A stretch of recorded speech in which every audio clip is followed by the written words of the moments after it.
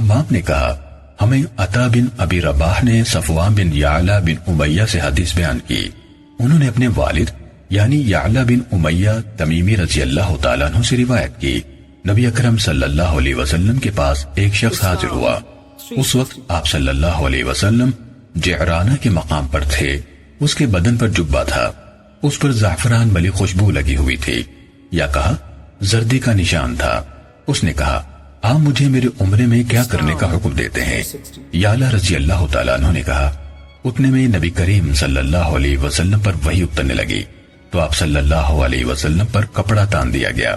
یعلا رضی اللہ تعالیٰ عنہ کہا کرتے تھے کہ میں نبی کریم صلی اللہ علیہ وسلم کو اس عالم میں دیکھوں جب آپ پر وحی اتر رہی ہو.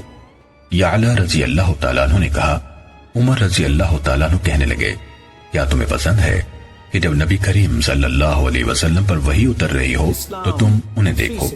یعلا رضی اللہ تعالیٰ عنہ نے کہا عمر رضی اللہ تعالیٰ عنہ نے کپڑے کا ایک کنارہ اٹھایا. میں نے آپ صلی اللہ علیہ وسلم کی طرف دیکھا. آپ صلی اللہ علیہ وسلم کے سانس لینے کی بھاری آواز آ رہی تھی. صفوان نے کہا میرا گمان ہے انہوں نے کہا جس طرح جوان اونٹ کے سانس کی آواز ہوتی ہے.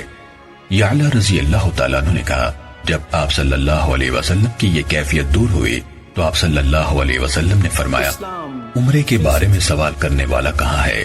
پھر انہوں نے فرمایا تم اپنے کپڑوں سے زردی یعنی زعفران کا نشان یا فرمایا خوشبو کا اثر دھو ڈالو، اپنا جبہ اتار دو اور عمرے میں وہی کچھ کرو جو تم اپنے حج میں کرتے ہو.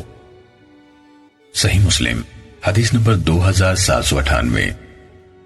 قرآن و حدیث کی سب